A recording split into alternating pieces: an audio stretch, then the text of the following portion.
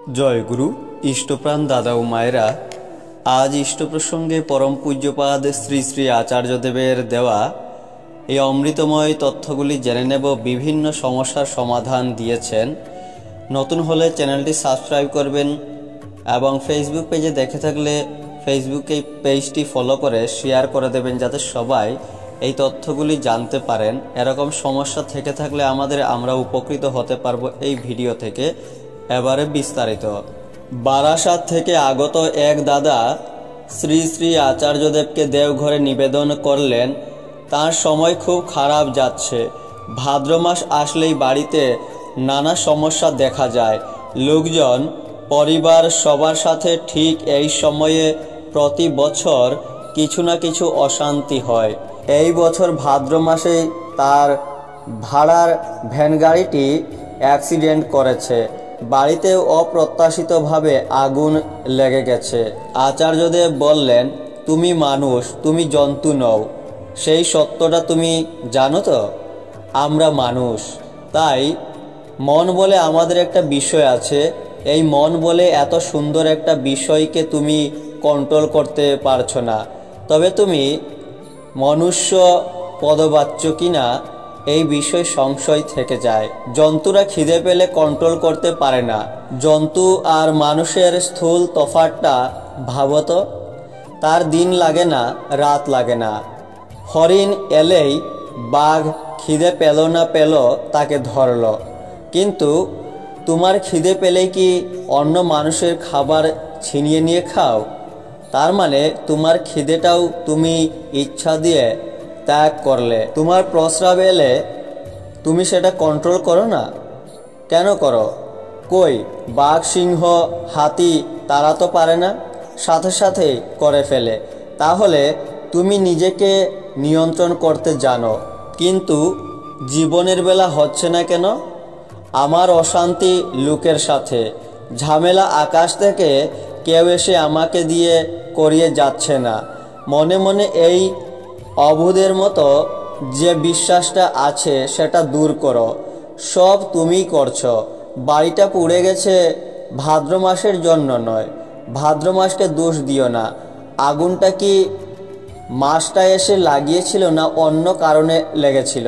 তোমার নিজের চিন্তা চলনকে দেখো। তুমি বিক্ষিপ্ত মন নিয়ে অসচেতনভাবে চলবে, আর দোষ হবে ভাগ্যের নয়তো মাসের। ব্যক্তিটি জানালেন, আগে বাড়িতে নানান বিপদ হচ্ছে। পরম পূজ্যপাদ শ্রী শ্রী আচার্যদেব বললেন, বাড়িতে বিপদ মানে? আমার চিন্তা চলন বিক্ষিপ্ত হলে আমার বিপদ হতে পারে। বাড়ির আবার বিপদ কি করে হয়? বাড়ির আবার বিপদ কি রকম? ধরা যাক গাড়ির অ্যাক্সিডেন্ট হলো। আসল কারণটা যে গাড়িটা চালাচ্ছে তার অনিয়ন্ত্রণ। কই, গাড়িটাকে তো বলি না তুই নিজে নিজে গিয়ে অ্যাক্সিডেন্ট ঘটালি। তাকে না চালিয়ে দাঁড় করিয়ে রাখলে হাজার বছর সে অভাবেই দাঁড়িয়ে থাকবে। নিজে নিজে গিয়ে গাড়িটাই অ্যাক্সিডেন্ট করবে কখনো? ঝামেলা আসুক, ঝামেলা হতেই পারে। মনকে বলবে, এটাই তো তোমার পরীক্ষা যে তুমি ঝামেলা থেকে কিভাবে মুক্ত হবে। রামচন্দ্র পুরুষোত্তম হয়েও তার ঝামেলা কম ছিল। সর্বশক্তিমান ঈশ্বরকেও মানুষ রূপে মানুষের যা কিছু ঝামেলা সব পুহাতে হয়েছে। কৃষ্ণ ভগবান, তার জন্মই তো কারাগারে। জেলখানার মধ্যে অন্ধকার ঘরে তার আবির্ভাব। প্রতি পদক্ষেপে মৃত্যুর ছোবল তার সামনে দাঁড়িয়ে আছে। যে কোনো সময়ে তার মৃত্যু হতে পারে। রাজার লোক খুঁজছে তাকে মারার জন্য। একটা ভয়ঙ্কর শৈশব নিয়ে তিনি বড় হননি। তাকে যখন মানুষ হয়ে আসতে হয়েছে, মানুষের যা যা কষ্ট সবই তাকে সহ্য করতে হয়েছে।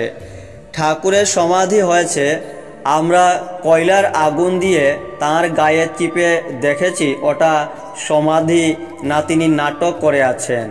আর আমরাও তো মানুষ, আমাদের দুঃখ কষ্ট থাকবে না এটা কে বলেছে? তারা প্রত্যেকে কষ্টের সাথে লড়াই করে দেখিয়ে গেছেন পৃথিবীটা হেরে যাওয়ার জন্য নয়। তুমি যা ভজবে, ভজা মানে প্র্যাকটিস করা, সেরকমটাই হবে। তুমি নেগেটিভ বলবে, নেগেটিভ ভাববে, নেগেটিভ দেখবে আর ভাববে জীবনটা তোমার পজিটিভ হবে। তুমি তোমার কামনা, তোমার ইচ্ছা, তোমার সংসার, তোমার উপার্জন এইসবের মধ্যে সারাদিন নিজের ধান্দা নিয়েই আছো, কিন্তু একটু ঠাকুর নিয়ে চলার অভ্যাস করে কখনো দেখেছো কি? কতবার দিনের মধ্যে ঠাকুর তুমি আমার মনের মধ্যে রয়েছ এই কথা ভেবেছ?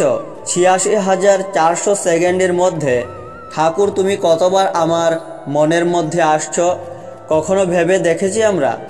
শুধু তো এটা করব, ওটা করব, এর জন্য এটা করব, ওর জন্য ওটা, এইসব ছবিগুলোই আসে।